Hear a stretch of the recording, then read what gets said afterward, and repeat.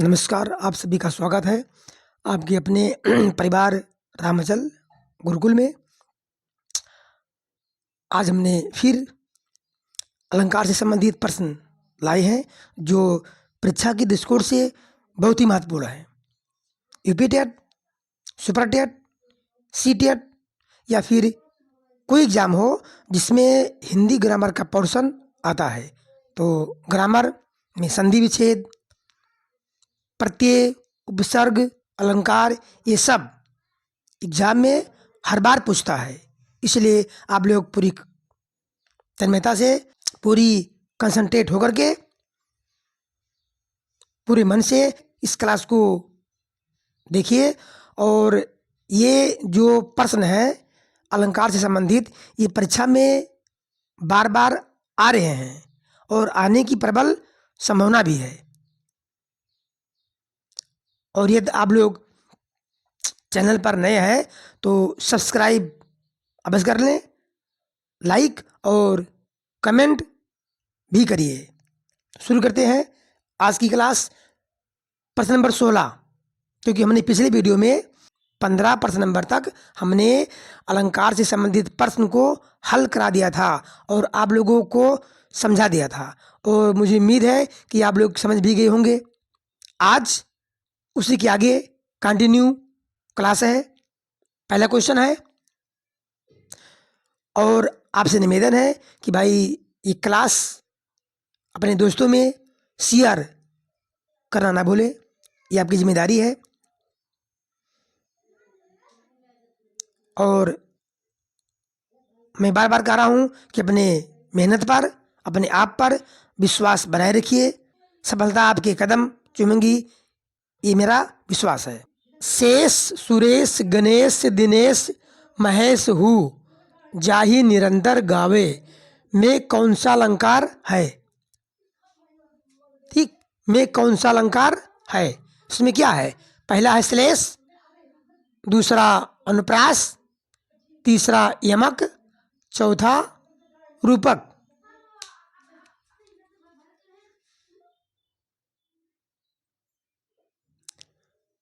इसमें पहला ऑप्शन है श्लेष।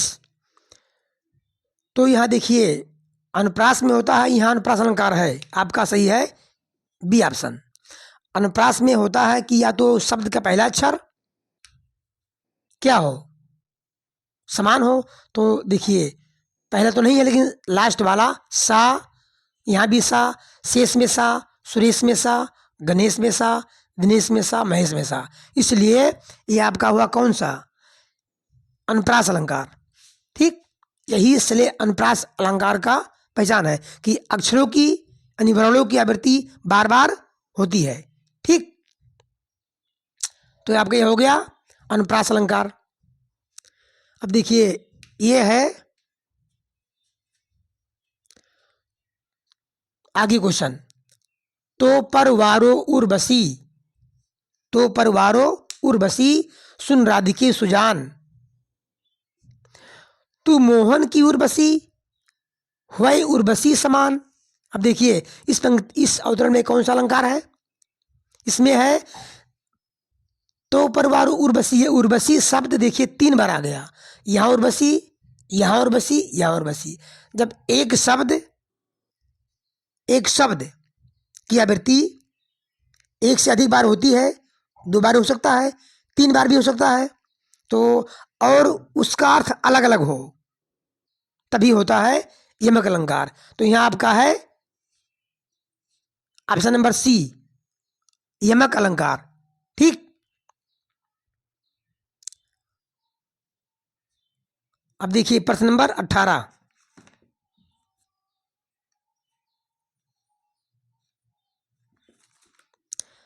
में क्या है?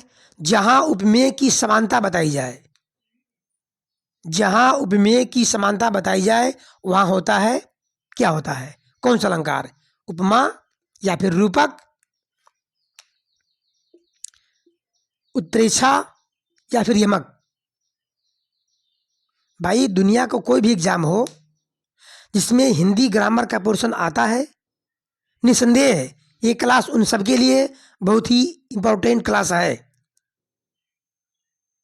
सीटेट में अनुप्रास, ये अलंकार, संधि, प्रत्यय, विसर्ग बार बार पूछता रहता है। कभी अलंकार पूछ लेगा तो कभी प्रत्यय, संधि विच्छेद, विलोम शब्द, पर्यायवाची शब्द।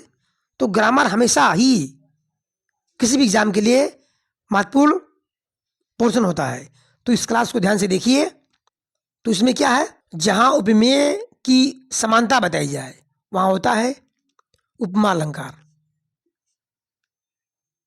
क्योंकि उपमा अलंकार में दो व्यक्तियों की या दो वस्तुओं की चमत्कारपूर्ण समानता बताई जाती है या तुलना की जाती है। तो वहां क्या होता है, उपमा अलंकार। अगला क्वेश्चन क्या है, राधा।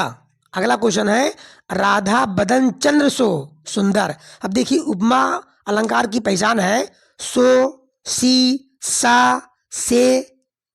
ये समानता का टैग वर्ड है।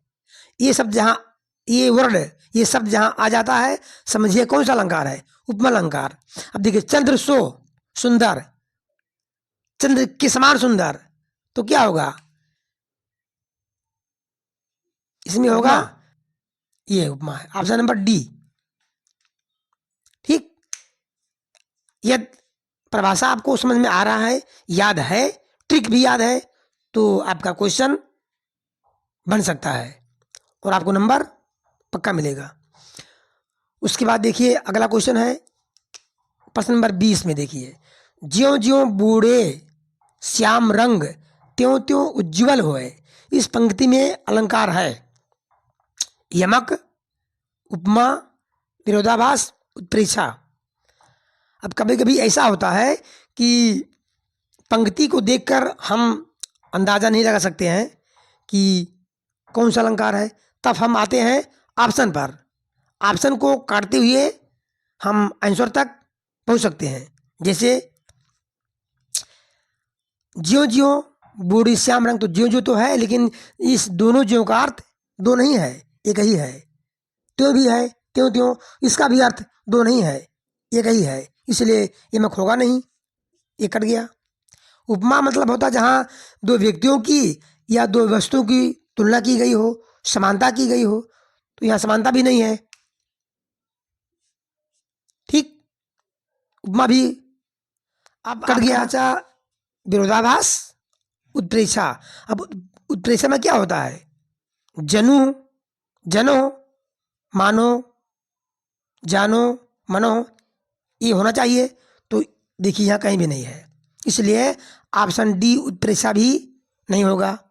तो क्या बचा आपका, आपका बचा विरोधाभास, क्योंकि इसमें दिया भी है कि ज्यों ज्यों बूढ़े श्याम रंग, त्यों त्यों उज्ज्वल हुए।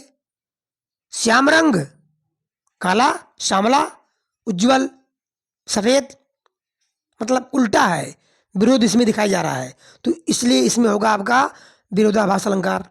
ठीक, अब देखते हैं लास्ट क्वेश्चन, मानो माई घन घन अंतर्दामिनी। इस पंक्ति में कौन सा अलंकार है। तो इसमें अब देखिए, घन घन जो दिया है, एक शब्द दो बार आया है, लेकिन इस घन का अर्थ अलग अलग नहीं है, एक ही है। घन के मतलब बादल, इसलिए यमक होगा नहीं, यमक यहां दिया भी नहीं है, तुलना भी नहीं की गई किसी से, तो रूपक भी नहीं होगा। श्लेष, एक शब्द आ जाए और उसका अर्थ अनेक निकले, तो इस प्रकार भी नहीं है, इसलिए ये भी कट गया। अनुप्रास नहीं है। यहां आपका है उत्प्रेक्षा अलंकार, क्योंकि यहां मानो दिया है, किसी चीज को माना जा रहा है। मानो माई घन घन अंतर्दामिनी, घन के बीच में बिजली चमक रही है, घन के बीच में मानो बिजली चमक रही है, मतलब मानो कहा जा रहा है, इसलिए मानो जहां हो, मनो, जनो, जानो, वहां क्या होता है, उत्प्रेक्षा अलंकार। तो इस प्रश्न का उत्तर हुआ ऑप्शन नंबर बी, उत्प्रेक्षा। तो मित्रों, आज की क्लास यहीं तक। हमने कुल मिलाकर के अलंकार से संबंधित 21 प्रश्नों को आपके साथ डिस्कस किया। मुझे उम्मीद है कि आप लोगों को ये 21 प्रश्न समझ में आ गए होंगे। यदि अलंकार से प्रश्न एग्जाम में आता है तो आप लोग कर लेंगे, और यदि आवश्यकता पड़ी तो और प्रश्न लेकर हम आएंगे। आप लोग कमेंट में ज़रूर बताइएगा, और हम अगली क्लास में एक इम्पोर्टेंट टॉपिक जो एग्जाम के दृष्टिकोण से बहुत ही महत्वपूर्ण होता है, ग्रामर का, हिंदी ग्रामर का, वो होगी अगली क्लास में। और ये वीडियो कैसा लगा आप लोगों को ज़रूर लाइक कीजिए, कमेंट कीजिए, कमेंट में बताइए कि ये क्लास आप लोगों को कहाँ तक फ़ायदेमंद है, कितना आपको लोगों को अच्छा लगा। तभी तो हम जान पाएंगे कि ये क्लास आपके लिए फ़ायदेमंद है या फिर नहीं। और ये क्लास वही, इस क्लास में जितने भी क्वेश्चन कराए हैं वो सब एग्जाम के दृष्टिकोण से बहुत ही महत्वपूर्ण है, बार बार एग्जाम में आ रहे हैं। तो अब हम विदा आपसे लेते हैं, अगले वीडियो में, अगली क्लास में फिर मुलाकात होगी। तब तक के लिए जय हिंद, वंदे मातरम। आप लोग मेहनत से अपनी तैयारी करते रहिए, सफलता एक दिन अवश्य मिलेगी। जय हिंद, राधे राधे।